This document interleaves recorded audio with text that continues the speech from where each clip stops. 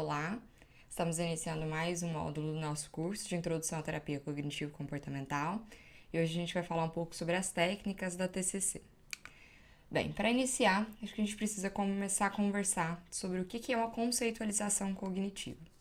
A conceitualização cognitiva, ela é um processo, onde é feito uma descrição e explicação dos principais sintomas e problemas que o paciente tem, além de servir como uma espécie de mapa mental, do caso. Então, orienta a gente quanto a quais são os processos cognitivos, quais são os processos comportamentais que esse sujeito tem, no dia a dia dele, como é que isso se interliga, além de ser uma forma de visualizar melhor de que forma as vulnerabilidades e a história de vida desse paciente, elas vão impactar nas crenças e também nos pensamentos e atitudes do mesmo. É um processo que se dá entre o terapeuta e o cliente, então pode ser um objeto que pode ser feito de forma colaborativa, então pode ser feito através de uma espécie de diagrama de conceitualização, isso pode ser feito de várias formas, eu vou mostrar algumas coisas aqui para vocês. Bem, a conceitualização cognitiva, ela faz esse caminho entre os objetivos, de melhora do paciente e o uso das técnicas, Então, para eu saber quais técnicas eu vou utilizar, eu preciso conhecer bem o caso do meu paciente e entender bem a conceitualização cognitiva dele, Isso porque, se eu não conseguir compreender adequadamente o modelo cognitivo do transtorno que esse meu paciente tem ou dos problemas que ele apresenta, eu posso utilizar técnicas que são inadequadas e por conta disso elas podem não ter eficiência ou inclusive prejudicar o funcionamento do meu cliente. Então a escolha das técnicas, elas têm que ser embasadas tanto nos objetivos quanto também nessa conceitualização e no que já se sabe sobre o caso. Então aqui a gente tem um modelo do diagrama de conceitualização cognitiva, ele é uma página só, mas a gente pode editar e fazer de várias outras formas, como eu já tinha citado, e ele contempla alguns dados principais. Então, o primeiro deles seriam os dados relevantes da infância, ou dados relevantes da história de vida do sujeito. Então, aqui eu posso colocar, por exemplo, que o meu paciente, ele é um paciente filho de pais separados, que teve uma difícil adaptação na escola, quando ele estava ingressando na escola, que desde pequeno ele tem comportamentos de esquiva, de situações sociais, por exemplo, que desde muito novo passa mal antes de apresentar algum tipo de trabalho, tem crises ou sintomas físicos de ansiedade quando ele tem algum evento importante, como uma prova ou uma viagem.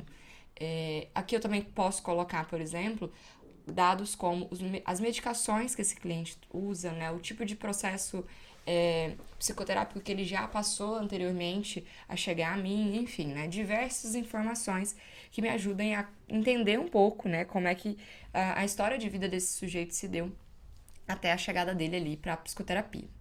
Depois a gente tem as crenças centrais ou os modos, os esquemas, que esse paciente ele tem, Então, aqui eu posso colocar, por exemplo, crenças relacionadas a ele mesmo, crenças relacionadas a outras pessoas, ou ao mundo, ou ao futuro, Modos específicos onde ele reúne essas crenças, por exemplo, podem estar contemplados aqui.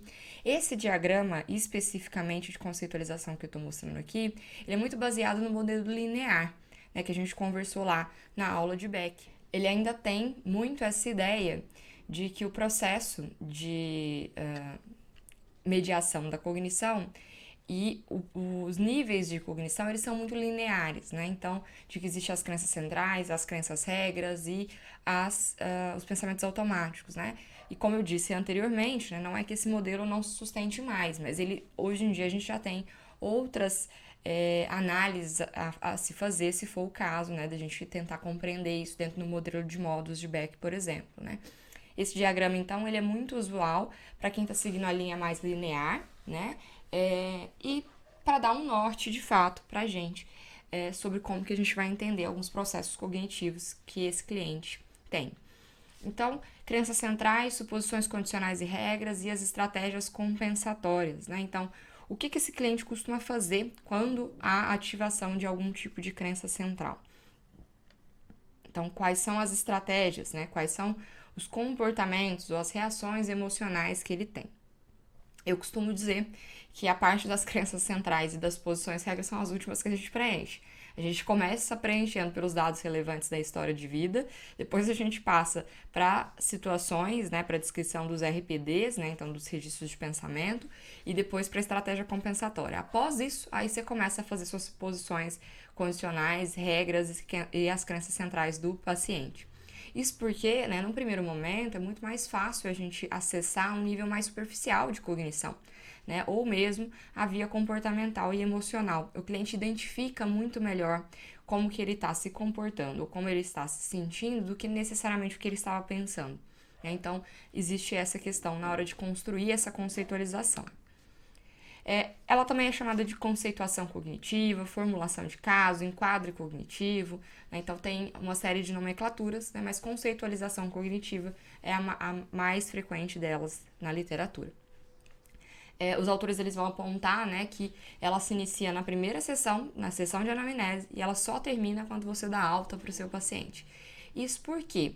Porque ao longo de todo o processo psicoterápico desse paciente, né, com você, ele vai estar ainda em evolução e você vai estar acessando novas questões dele, né? Então, novos comportamentos, novas situações, possíveis novas crenças, né? Então, como a gente já viu, né, os esquemas cognitivos, eles podem ser ativos em um dado momento e depois eles podem se desativar, a gente pode potencializar esquemas mais adaptativos, mas da mesma forma, esquemas desadaptativos, né? Que estavam desativados há muito tempo podem se reativar mediante algum tipo de situação, né? Então, pode ser que você começou com um paciente que tinha um quadro ansioso, e aí no meio do seu processo psicoterápico, houve, por exemplo, a perda de um ente querido e ele entrou num processo depressivo, né? A conceitualização do seu caso vai mudar, porque as crenças e os pensamentos e as cognições que estão envolvidas, assim como os comportamentos e as emoções, vão se alterar. Então, a gente precisa estar o tempo todo atento a essa conceitualização, porque o caso muda, né? E, consequentemente, também vai mudar algumas informações que a gente vai ter que acrescentar ou retirar dali, né? Então, ela é o alicerce de todo o trabalho psicoterápico e ela pode ser feita de forma colaborativa, né? Então, existem alguns clientes que se beneficiam, né, da elaboração de uma conceitualização cognitiva compartilhada, né, seja em parte ou de forma completa, né? Então, existem clientes, por exemplo, que gostam muito desse modelo de eu vou tentar achar o mapa da minha vida, vou tentar me descrever. Tem clientes que já têm uma dificuldade maior, né? Pode ser uma dificuldade intelectual, uma dificuldade, por exemplo, com a estrutura tão concreta assim da coisa, mas normalmente é benéfico, né? Pelo menos a gente comentar parcialmente sobre essa conceitualização, né? Então a gente pode fazer isso, por exemplo, né? Numa sessão de recapitulação de coisas que já foram trabalhadas, mostrando para o cliente, né? Situações anteriores dele, né, de como ele agia e como ele pensava naquelas situações e como agora ele está utilizando de outras estratégias, né? Então, o tempo todo a gente faz esse uso dessa conceitualização. Então, algumas perguntas importantes de se ter, né, nessa conceitualização. Qual que é o diagnóstico do seu cliente? Né? Então, ele já tem um diagnóstico ou você fechou um diagnóstico com ele? Essa é uma pergunta importante, né? Porque isso vai dar um direcionamento em termos de uma psicopatologia mais explicativa, né? Não tanto descritiva como no DSM, mas explicativa em termos do modelo cognitivo, que vai direcionar algumas coisas, né? Então fica mais fácil para você visualizar aquilo ali depois. Quais são os problemas atuais do seu cliente e como que eles surgiram, além de como eles se mantêm hoje em dia, né? Quais são os pensamentos e crenças relacionados aos problemas e que tipo de reação se relaciona a eles, né? Então, assim, qual é aquela relação entre comportamento, pensamento e emoção que existe na vida desse cliente, né? E o que pode ser feito, né? Então, essa conceitualização, ela te ajuda a formular, inclusive, possibilidades para o futuro, né? Então, assim, de locais aonde você vai ter que intervir. Então, aqui, uma questão de caso, né? Então, assim, a conceitualização, ela pode te ajudar na questão do passado, com o histórico dos sintomas, o histórico familiar, um histórico mais social ou cultural também, né? A questão do presente, né, com os dados sociodemográficos, problemas e sintomas atuais, medicações, né? Quais são os tratamentos profissionais que às vezes ele ainda está em acompanhamento, se ele faz, por exemplo, acompanhamento com um nutricionista, com uma fisioterapeuta ou algo do tipo, né? Além de dados de suporte social, e também pode ser interessante acrescentar pontos fortes, né? Então, nessa conceitualização pode ser interessante você ter ali situações onde você vê que o seu paciente teve comportamentos adaptativos, né? Então, comportamentos assertivos, né? Ou onde ele conseguiu, por exemplo, não ceder ao impulso, por exemplo, de reagir de uma forma muito conhecida por ele, mas que era desadaptativa. Então, pode ser importante você ter isso ali, além de crenças positivas, né? Então, por exemplo, se o seu cliente tem crenças de sucesso ou crenças adaptativas que são importantes, é importante ter isso como destaque também na sua formulação de caso. Então, sobre o futuro, né, a conceitualização vai te ajudar a ter metas terapêuticas de curto, médio e longo prazo, né, além de contar com questões da percepção do terapeuta sobre o prognóstico desse caso. E aí, lembrando, né, que alguns autores escrevem bastante sobre conceitualização cognitiva, e um deles, o Rangel, ele fez alguns apontamentos, né, bem importantes sobre a conceitualização, né? E ele afirma aqui, né, a conceitualização ela precisa ter utilidade, ela precisa ser simples, ela precisa ser teoricamente coerente, né? Então, não faz sentido você ter dados ali que não são coerentes, né? Então, vamos supor que seu paciente fez um RPD em casa, né? A gente vai ver melhor o que é um registro de pensamento, mas vamos supor que ele anotou os pensamentos dele daquela semana e ele anotou também as reações emocionais. Aí tá lá, bonito no caderno, que ele ficou triste numa situação de briga com o irmão, e o pensamento é: ai, meu irmão gosta de mim. E aí você se pergunta, por que o pensamento de meu irmão gosta de mim, ele se aria uma resposta emocional de tristeza? Não faz muito sentido. Então, teoricamente, isso não é coerente, né? Assim como a ligação entre as crenças intermediárias, suposições e regras tem que ser coerente com as crenças centrais também, né? Então, é importante que essa conceitualização também consiga ofertar explicações sobre comportamentos passados, né? Ver sentido nos comportamentos presentes, além de predizer alguns comportamentos futuros, por exemplo, né? Então, ela traça alguns padrões que podem ser úteis para análises futuras. E aí eu trouxe aqui, né, um exemplinho de caso, só para mostrar um pouquinho para vocês como é que eu anoto algumas coisas, né, de uma conceitualização. Aqui é claro um caso fictício, né, gente, mas só para ter uma ideia, né. Então, por exemplo, essa paciente, a Renata, 22 anos, universitária, né, no meio do curso, fazia um curso da área de humanas na Universidade Federal. A hipótese diagnóstica dela é de transtorno afetivo bipolar. É uma ansiedade que não chega a configurar um transtorno de ansiedade generalizado, mas que está acima da média, né, em algumas situações, e ela tem uma autoestima muito baixa, né, ela é muito insegura, mesmo quando na vigência do transtorno afetivo bipolar, né, então, seja nos episódios maníacos ou hipomaníacos, essa autoestima baixa dela se mantém. Entre os problemas atuais dela, né, ela chegou se queixando de um choro muito frequente, uma falta de desejo, de desânimo para enfrentar a vida e a rotina diária, né, muita sonolência, muitos dias ruins, assim, faltas frequentes na faculdade, né, e uma ocorrência muito grande de pensamentos negativos, né, com gastos excessivos, né, em busca de momentos felizes. Aqui a gente tem alguns pensamentos, né, dela, então quais são possíveis crenças e pensamentos que estão associados, né? Eu preciso evitar sentimentos desagradáveis, eu não consigo tolerar sentimentos agradáveis. Se eu não mantiver os outros comigo, eles não vão gostar de mim. Se eu não tiver o desempenho no mais alto nível, então eu vou ser um fracasso, então eu falharei, né? Então é uma crença aí central de fracasso, né? E se não for perfeito, não está certo, né? Então as coisas têm que ser perfeitas. Eu não posso confiar nas pessoas, é preciso ter controle o tempo todo. E tudo o que eu posso fazer para me sentir bem custa caro. Então aqui a gente tem várias regras, né? Então, alguns pressupostos, né? Então, se eu não tiver os outros perto comigo, eles não vão gostar de mim. Se o desempenho não for alto bastante, então eu vou falhar. Se eu falhar, eu sou um fracasso. As coisas precisam ser perfeitas. E se não for, não tem por que fazer, por exemplo, né? Então, várias regras, principalmente, né? Então, as coisas que fazem bem custam caro, né? Então, a gente começa a perceber algumas regras. Entre as reações, né, dela, comportamentais, emocionais e fisiológicas, né? ah, o que era muito percebido era uma ideia de autocobrança muito grande. Então, quando ela tinha alguma ativação dessas crenças de fracasso, por exemplo, ela aumentava o nível da autocobrança pessoal, né? Então, de muito mais tempo, por exemplo, estudando, né? Então, gastava muito mais tempo para conseguir um resultado que ela achasse digno, por exemplo, né?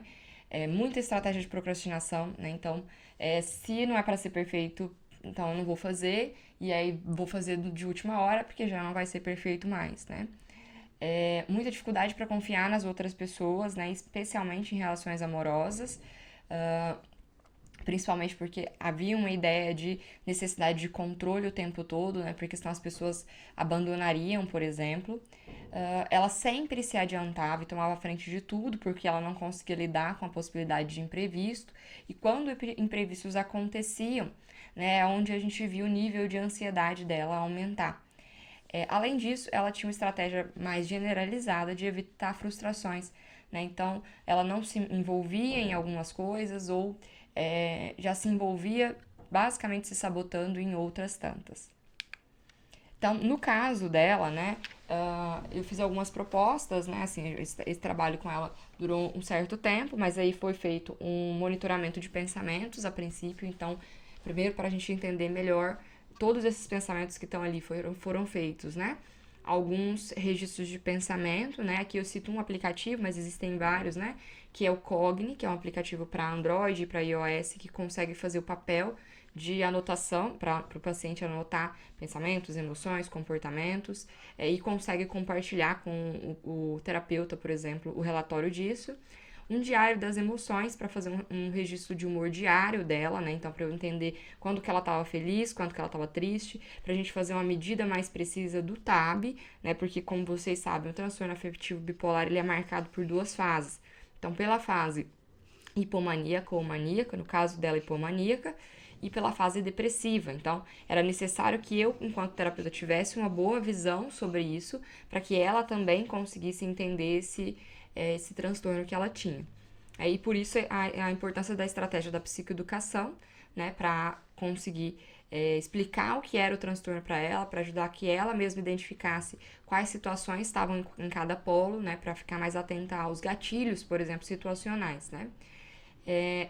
Uma psicoeducação também sobre as estratégias compensatórias que ela utilizava, né, além de questões de reestruturação cognitiva, onde foi feito uso de questionamento socrático, de seta descendente, dos custos e benefícios dos pensamentos, flexibilização do perfeccionismo dela, além de uma etapa mais avançada de tratamento, né, depois de ter feito a questão cognitiva, onde a gente conseguiu fazer exposições para treino de assertividade, né, então para ela se colocar melhor nas situações, não se sobrecarregar tanto, lidar melhor com os relacionamentos, por exemplo. E por último, algumas estratégias da terapia do esquema para poder fazer algo mais relacionado à regulação emocional, com técnicas de imagens mentais, por exemplo, né? Então, aqui eu mostro um pouco, inclusive, sobre aquela questão das 3 gerações, né? De que às vezes a gente utiliza coisas de mais de uma das terapias cognitivo-comportamentais, principalmente visando, né, a melhora do meu paciente. É claro que eu tenho que ter domínio das técnicas para poder utilizar, mas pode ser útil, né, assim, considerando o objetivo terapêutico e um estudo mais aprofundado do caso, se você fazer uso de uma ou outra característica de uma das terapias, né? Então vamos lá falar um pouco sobre as técnicas, né, que são usadas mais frequentemente na terapia cognitivo-comportamental. Bem, para começo de conversa, a gente tem que falar da psicoeducação, né? Então, psicoeducação tem a ver com explicar para o seu cliente algumas coisas, né? Então, como explicar, como educar o paciente sobre o próprio processo psicoterápico dele ou sobre as coisas que ele está passando.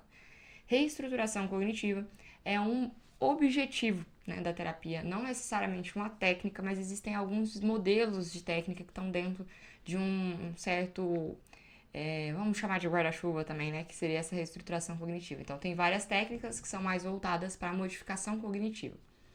A gente tem técnicas de relaxamento de respiração, técnicas de atenção plena, como mindfulness, A gente também faz uso de diversos instrumentos clínicos e psicométricos, né? No Brasil, as escalas Beck, né? Duas delas não estão mais em uso, que são as escalas de desesperança e de ansiedade, mas a gente ainda tem o inventário de depressão do Beck, né? Que é a BDI-2 para uso, né? Um uso restrito, né? Um instrumento pago, mas que é bem interessante para fazer avaliação de humor do seu paciente, né? Nos Estados Unidos, é muito comum o uso de instrumentos clínicos para você ir fazendo essa medida ao longo do tempo e conseguir traçar com o seu paciente, por exemplo, um gráfico desses sintomas, né? Para você poder fazer uma intervenção mais de pesquisa, por exemplo, de efetividade, de pré e pós tratamento também, né? Além de diários das emoções, né? Então, para o paciente poder fazer identificação emocional e fazer mapeamento da ocorrência das emoções ao longo da semana. Estratégias de regulação emocional mesmo, né? Principalmente das terapias mais de terceira geração, né? Que acabam se empenhando muito nessa área de regulação emocional. Questões de roleplay, né? Então, de treinar com o paciente alguns tipos de situação, expor o paciente dentro da sessão para algumas situações, por exemplo, pode ser interessante. Técnicas mais comportamentais, como de sensibilização e disposição, né? Além do treino de habilidades sociais. A gente vai falar um pouquinho mais delas agora, né? Algumas delas que eu destaco aqui. Bem, a primeira delas, a psicoeducação, né? Então, é importante que o seu paciente entenda o modelo de psicoterapia com que você está trabalhando e entenda o próprio modelo do transtorno que ele tem, né? Então, eu trouxe aqui, por exemplo, um esboço, né, de uma psicoeducação sobre transtorno do pânico, né? É muito legal quando a gente consegue fazer isso com dados do próprio paciente, né? Então, conseguir mostrar para ele como que isso funciona. E é por isso que a conceitualização cognitiva é tão importante, né? Porque depois de você coletar, através da conversa, através do diálogo, diversas situações, você pode usar essas próprias situações para explicar para ele como que ele costuma funcionar, né? Então, quais são os gatilhos, né? Quais são os eventos, quais são as avaliações cognitivas que ele costuma fazer, quais são as distorções de pensamento que ele costuma ter, as principais reações emocionais, os principais comportamentos. Então, essa explicação é a psicoeducação, né? Então, quando você explica um objetivo, quando você explica uma técnica, quando você explica uma intervenção, quando você explica como que a terapia funciona, como que a relação terapêutica funciona, você está psicoeducando o seu paciente. A reestruturação cognitiva, como eu disse, né? Ela é mais um objetivo do que uma técnica, ela pode ser feita de forma direta ou indireta, né? Então, é uma ideia de se modificar principalmente as representações mentais, né? Então, as cognições. Porque isso pode mudar tanto o afeto quanto os comportamentos subjacentes desse meu paciente. Então, existem dezenas de técnicas e exercícios que vão poder ser aplicados a praticamente qualquer cenário do cliente, né? Hoje em dia a gente tem muitos livros com técnicas voltadas para a reestruturação cognitiva. Algumas delas, né, mais voltadas para a área de monitoramento dos pensamentos. A mais comum delas é o RPD, né, que é o registro de pensamento disfuncional, né? Eu não gosto de chamar para os meus pacientes de RPD, porque às vezes na primeira sessão você pede ele para fazer um registro de pensamento e você ainda nem sabe se ele vai anotar os disfuncionais ou não, porque às vezes ele não anota, né? Então, eu costumo dizer apenas que é um registro de pensamentos. Esse é um RPD de 4 colunas, né? Então, de situação, pensamento automático, emoção, comportamento. Existem outros modelos, né? Existem os que só fazem a medida de situação, pensamento e comportamento, situação, pensamento e emoção. Existem alguns mais elaborados, né? Que pedem o paciente, por exemplo, para elaborar um pensamento alternativo, né? Então, o que ele poderia ter pensado naquele momento que mudaria a consequência daquela situação, né? Então, aqui alguns exemplos, né, então, de situação, né? Então, eu estava em casa e minha mãe olhou para mim de um jeito estranho, né? E o meu pensamento automático foi, o que eu fiz dessa vez, né? Ela já tá pensando que eu vou pedir alguma coisa para ela. E aí, uma emoção de raiva, né? Muita raiva da mãe, né? E o comportamento de sair da sala, bater a porta do quarto, por exemplo, e se isolar, né? Aí eu estava na igreja e eu vi que as pessoas estavam olhando para mim, né? As pessoas estão me rejeitando, né? Eu não me encaixo nesse lugar. E aí um sentimento de tristeza muito forte, né? E aí o comportamento de esquiva, né? De não ir mais na igreja, por exemplo, né? E assim por diante, né? Então o paciente vai anotar uma situação disparadora, o pensamento, né? O que passou na cabeça dele naquele momento, o quanto ele acreditou naquilo naquele momento, né? Então o quão real ele achou que aquilo ali de fato fosse, né? Então, por exemplo, né, no primeiro exemplo, ela fez uma leitura mental, né, da mãe, assim, ela já tá pensando que eu vou pedir alguma coisa para ela. E o quanto você acreditou nesse pensamento? Eu acreditei, para não dizer 100%, 90%. A raiva e as emoções, né, também aqui, como vocês podem ver, estão pontuadas em porcentagem, para o paciente conseguir entender que é possível ter emoções que coexistem, né, e que são intensas ainda assim. E o comportamento para você começar a pegar quais são as estratégias compensatórias desse paciente. Aí uma outra técnica mais voltada para a reestruturação cognitiva tem a ver com a questão da identificação das crenças centrais e intermediárias, que é chamada de flecha descendente ou seta descendente, né?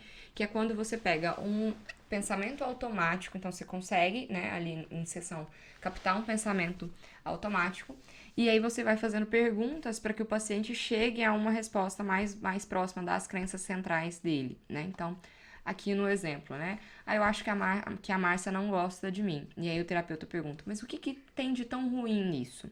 Né? Então, o que tem de tão ruim na Márcia não gostar de você? Sempre que eu me aproximo, as pessoas elas acabam não gostando de mim, né? E o que isso quer dizer a seu respeito, né? Então, o que isso te faz pensar sobre você? Eu nunca vou ter um relacionamento íntimo. E o que isso diz ainda assim, né? De você, né? Se você nunca tiver um relacionamento íntimo, o que isso vai querer dizer de você? Quer dizer que eu sou desagradável, né? Então, essa seria a seta descendente.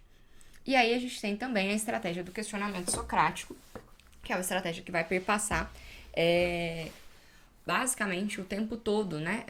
Na nossa atuação, né? Então, eu tive um grande professor na minha vida, né? Que é o André Moreno, que sempre comentou, né? Que uma postura socrática ela é necessária o tempo todo no seu atendimento, né?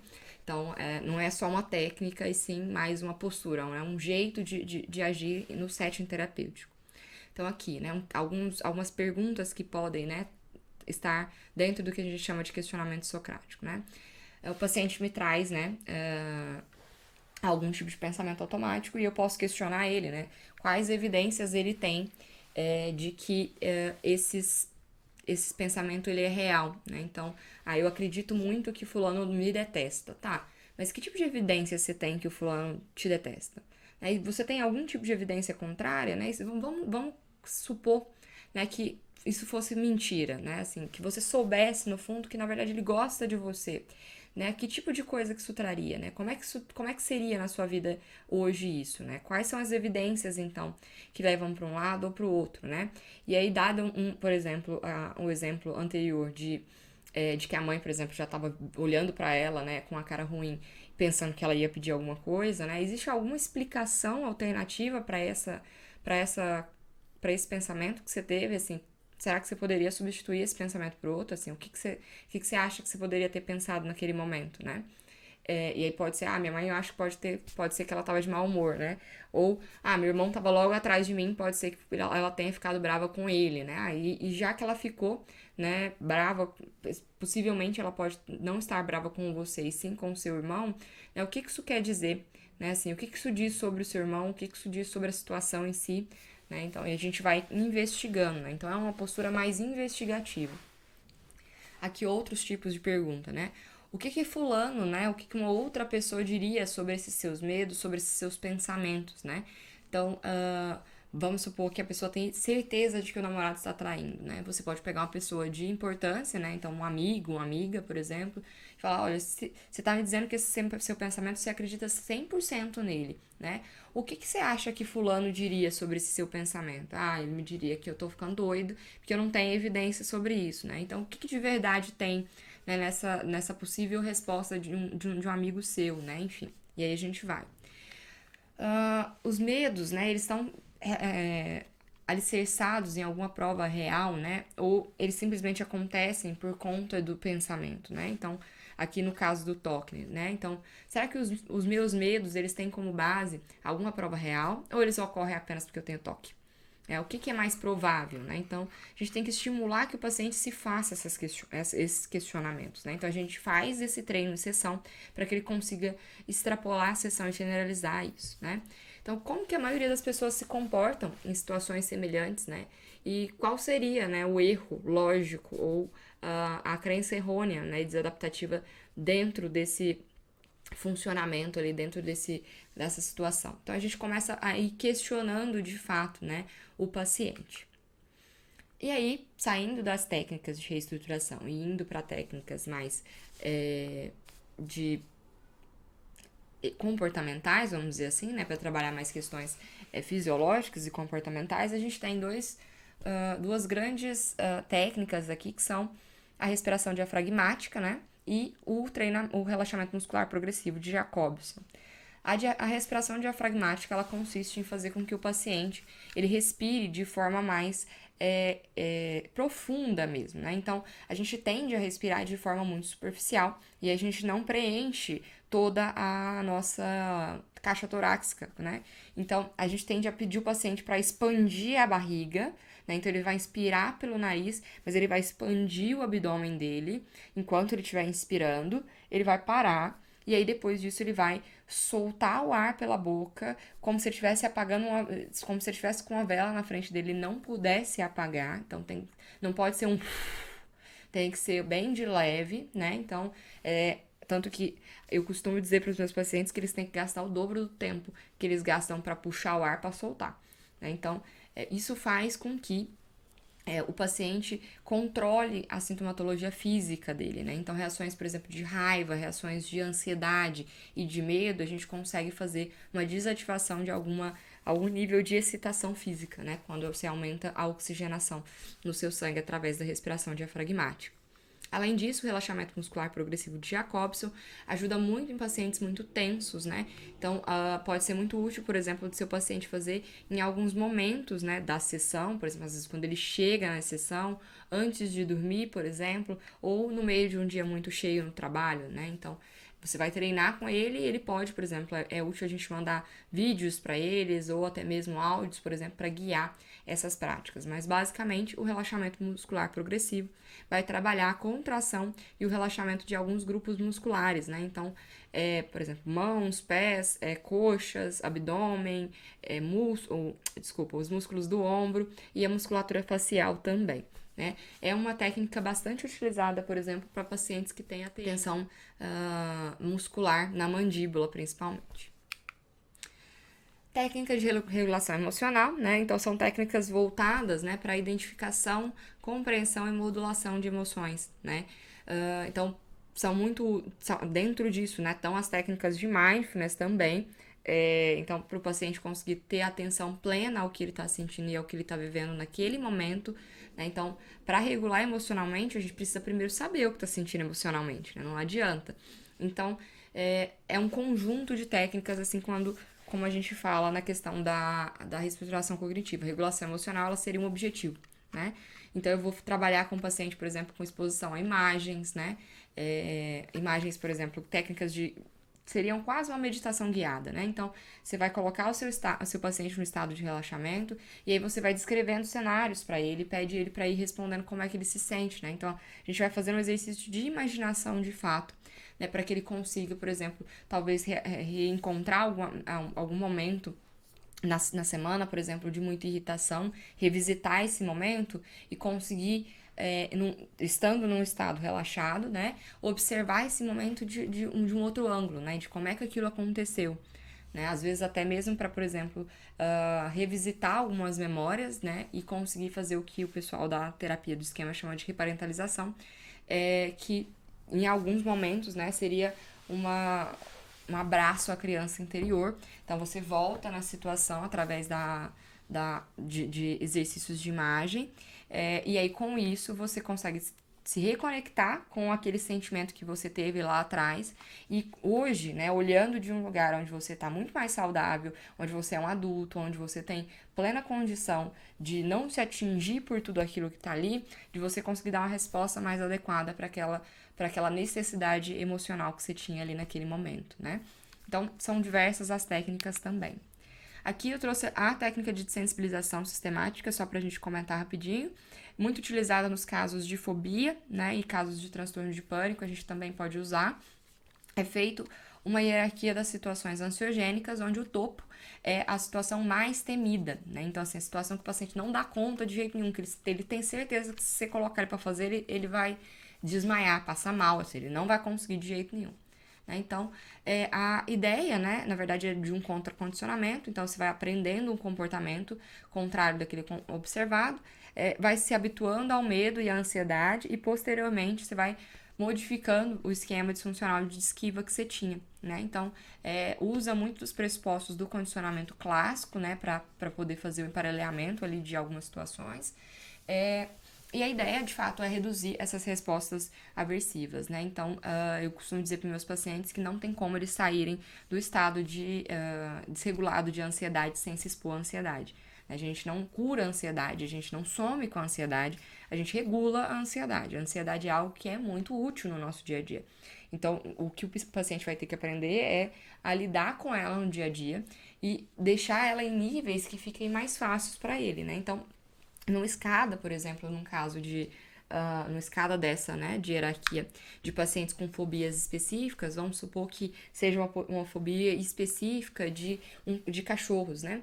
Lá no topo vai estar ele, por exemplo, passar a mão num cachorro, mas antes disso tem que ser ele ver o cachorro, ele ouvir o cachorro, ele sentir o cheiro do cachorro, ele está a uma certa distância do cachorro, mas ainda assim de forma segura, por exemplo, com uma porta, né, impedindo ali entre eles, ver fotos de cachorro, vídeos de cachorro, enfim, diversas coisas. Nessa questão da desensibilização sistemática, inclusive, hoje existem vários programas, né, com modulação de alguns tipos de imagem em 3D para a gente conseguir fazer exposição com os pacientes, né? Então, principalmente relacionada a insetos, né? Porque existem muitas fobias específicas de lagartixa, de aranha, de barata e assim, dificilmente você vai pegar uma aranha para colocar no seu consultório para expor seu paciente. De primeira, né? Então, assim, você precisa de fato ir aos poucos. E esses esquemas em 3D têm mostrado uma boa resolução, uma boa resolutividade em alguns passos, né, dessa desensibilização. E a gente tem também o treino de habilidades sociais, né? Que tem como objetivo a modificação de componentes comportamentais, cognitivos e também fisiológicos, típicos de pacientes que têm déficits de habilidade social, ou seja, que não conseguem, em certas situações, dar respostas assertivas, né? Então, que eles respondem de forma desadaptativa. Então, às vezes responde ou não falando nada, tendo a postura submissa e passiva, ou sendo extremamente agressivo, por exemplo, para aquela situação. Então, no treino de habilidade social, é fornecido instruções sobre aquilo, é feito diversos ensaios comportamentais, ou seja, vários roleplays, por exemplo, é feito modelação de comportamento em sessão, às vezes a gente expõe o paciente junto a gente, né, em algumas situações também. Além de ser feito feedback verbal e em vídeo, tarefas de casa, trabalhado aspectos de reestruturação cognitiva, de solução de problema e do relaxamento também, para o paciente sentir menos ansiedade antes de fazer algum tipo de exposição comportamental.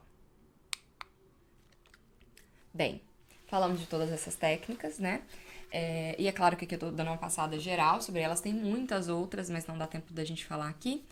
E eu queria comentar com vocês alguns mitos, né, que eu escuto muito, né, pra gente concluir no nosso curso.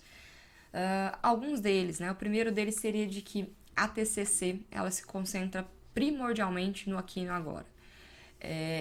Não é uma mentira, mas não é uma verdade, né, então, assim, apesar da gente ter um foco muito grande no presente, né, para ajudar o paciente, para entender as situações atuais que mantêm o perfil ali, né, disfuncional daquele paciente, a gente entende que é muito essencial a gente fazer uma perspectiva longitudinal. Tanto que é por isso que lá na conceitualização eu comento que a gente coloca muitos dados do passado, né? A gente revisita muito, né, para considerar o desenvolvimento infantil, o histórico familiar, possíveis traumas, experiências, por exemplo, né? Só que não é um objetivo da TCC, de forma geral, né, voltar no passado para fazer modificações lá. Né? Então, muitas vezes a gente faz modificações aqui, porque as coisas que mantêm a disfuncionalidade, elas estão atuais. Né? Então, as distorções cognitivas, por exemplo, os padrões desadaptativos de comportamento, eles são atuais. Né? Então, por mais que a gente entenda a importância do passado, a atuação ela é muito mais no presente, de fato. Mas a gente não desconsidera, né? A gente não pune um paciente porque ele está falando do passado, porque ele quer comentar de uma outra situação. né? A gente vai fazer uma ligação maior dessas situações com as situações presentes. Então, a gente vai sempre tentar puxar para o que está dentro dos objetivos, por exemplo, entendendo de onde é que vem aquela fala do paciente dentro da própria conceitualização cognitiva dele, né? Então, voltar no passado, essa perspectiva longitudinal é importante para a gente conseguir entender e planejar o tratamento desse paciente. Outro mito é de que a TCC e a análise do comportamento elas são semelhantes, né? Eu falo que os psicólogos que não conhecem as duas áreas tendem a sempre fazer essa, não, esse é da TCC, você conversa bem com o cara da análise do comportamento aí. E não é exatamente assim. A gente tende a dialogar bem, né, em termos de prática baseada em evidências, né? Existe um respeito muito grande das áreas, mas a concepção dos pressupostos teóricos é muito diferente, né? Então, assim, são áreas que são muito distintas etimologicamente e isso torna elas muito diferentes na prática. Então, a TCC faz uso de muitas coisas da AC, mas a AC não usa coisas da TCC, por exemplo, né? Então, acho que isso é bem importante destacar. Um terceiro ponto, que eu ouço muito, é de que a TCC ela é uma abordagem que ela é tecnicista, né? E aí eu digo que, assim, ela não é uma abordagem tecnicista. O terapeuta que se diz um terapeuta cognitivo comportamental, ele pode ser tecnicista. Assim como a gente tem outras áreas na psicologia que são assim. Então, a avaliação psicológica, ela não se resume a teste psicológico. Mas existem algumas pessoas que trabalham com avaliação psicológica que só fazem testagem psicológica. Então, eu diria que é a mesma coisa. Mas assim como, fazendo esse paralelo com a avaliação psicológica, uma avaliação psicológica ela é muito mais ampla, ela engloba muito mais coisas do que apenas o teste, a TCC é a mesma coisa. A gente faz uso de muitas técnicas, a gente faz uso de muitos protocolos ou de alguns tratamentos que são baseados em evidências, né, que tem algum tipo de passo a passo de como fazer aquela técnica, por exemplo, de acordo com o caso do paciente. Mas não se resume a isso, né? Então, isso não exime o psicólogo, por exemplo, de ter que ser empático, né? De considerar o contexto do indivíduo, de usar a própria colaboração, né, na psicoterapia para melhora. Além disso, um outro mito, né, um outro comentário que eu já ouvi, é de que os pressupostos da terapia cognitiva eles estariam ultrapassados, né? E aí eu acho que é bem interessante pensar nisso, até por conta da questão do Beck. Existem diversas revisões teóricas o tempo todo. Há muitas adaptações culturais da prática da TCC. A gente está sempre tendo novos estudos, né? Então, novas propostas, inclusive, em termos teóricos, né? O Beck não parou de escrever, ele está com 100 anos e ainda está escrevendo, né? Então, esse ano de 2021 teve um texto dele novo falando sobre o uso do modelo modal para a esquizofrenia, por exemplo, né? Então, os estudos continuam a avançar, né? Então, normalmente, quem indica isso de que os pressupostos teóricos da TCC estariam ultrapassados são pessoas que costumam estar desatualizadas de como que a própria área está na atualidade. E aí, pra gente ir encerrando, né, eu acho que eu gosto de sempre deixar algo, né, assim, pra quem tá fazendo um curso comigo. E acho que uma das coisas seria de algumas dicas, né, de como ser um bom terapeuta, né, então uma delas, né, seria de conhecer bem a teoria, né, de estudar, de ir a fundo, de ler as leituras básicas, vamos dizer assim, né, então livros mais introdutórios sobre tudo isso, fazer cursos, né, se manter em constante atualização, isso é muito importante, né. Então, conhecer teorias, as técnicas, a estrutura das suas próprias sessões, por exemplo, né? Então, estar atento a isso é muito importante para quem quer se tornar um terapeuta cognitivo comportamental. Né? Se desdobrar sobre a conceitualização cognitiva de caso, né? Porque ela vai ser o guia essencial para o trabalho dos terapeutas. Então, se atentar também para o empirismo colaborativo, né? Ou seja, para o relacionamento terapêutico que você tem ali com o seu cliente, né? Então, não adianta um terapeuta super empolgado se o paciente não está colaborando, né? Assim como não adianta, né, um paciente que colabora demais e um terapeuta que não consegue fazer uso dessas deixas, por exemplo, e fazer uso desse empenho, né, do paciente na psicoterapia.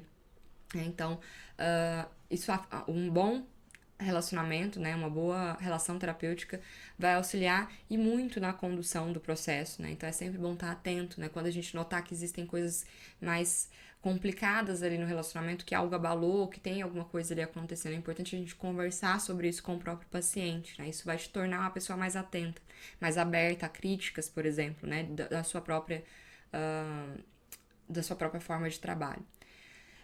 E acho que uma outra questão, né, é que se você focar, né, prematuramente ou de forma muito intensa nas técnicas em si, você pode perder a essência da terapia cognitivo-comportamental, né? Parece talvez estranho dizer isso, mas seria mais no sentido de que se você tentar ser tecnicista demais, né, então você pode perder muito do conteúdo que o seu paciente tem para dizer para você.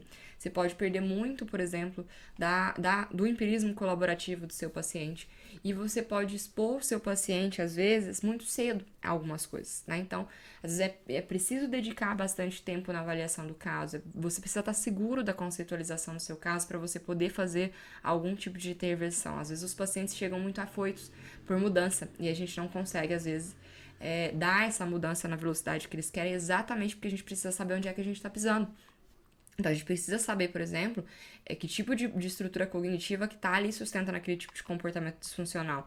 Porque se eu só troco o comportamento, por exemplo, e o meu paciente adquire um comportamento que é mais adaptativo para a crença disfuncional dele, eu perdi meu tempo atuando, fazendo aquilo ali, né? E acho que por último, mas não menos importante, acho que para ser um bom terapeuta cognitivo comportamental, assim como para ser um bom psicoterapeuta de qualquer área da psicologia, a gente precisa ser muito compreensivo, a gente precisa ser gentil com a gente mesmo e principalmente com os nossos pacientes e clientes, e a gente precisa ser empático. Né? A gente precisa saber limites, a gente precisa saber os nossos limites pessoais e os limites que o paciente tem, a gente precisa saber respeitar o tempo dele e a dor dele, o sofrimento desse paciente. Então, para a gente encerrar, eu só vou apontar aqui alguns livros iniciais que eu acho que são muito interessantes, né? Para vocês, por exemplo, poderem ler mais, né? Esse primeiro é um clássico, né, da terapia cognitivo-comportamental, que é o livro da Judith Beck, né, que está na sua na sua terceira edição atualmente, né? A segunda edição tinha o nome de Terapia Cognitivo e agora em 2013 com a nova edição, a Judith trocou, né, para terapia cognitivo-comportamental de fato. Esse livro do Huffman, ele é muito bacana para identificar modelos cognitivos dos principais transtornos, né, e alguns outros livros como esse, Terapia Cognitivo-Comportamental para Leigos, que é útil inclusive para psicoeducar pacientes. O Psicoterapias Cognitivo-Comportamentais do Rangel e Colaboradores, que faz um diálogo com a psiquiatria, né, e aponta alguns desdobramentos mais recentes das pesquisas, né? E esse último livro, que é o Aprendendo a Terapia Cognitivo-Comportamental através de um guia ilustrado, que também tem bastante coisa interessante. Então, foi um prazer estar com vocês. Eu espero que vocês tenham gostado do curso, espero que vocês tenham aprendido, né, bastante coisa com o curso. Então, muito obrigada por estarem aqui comigo. E é isso. Até mais, até uma próxima.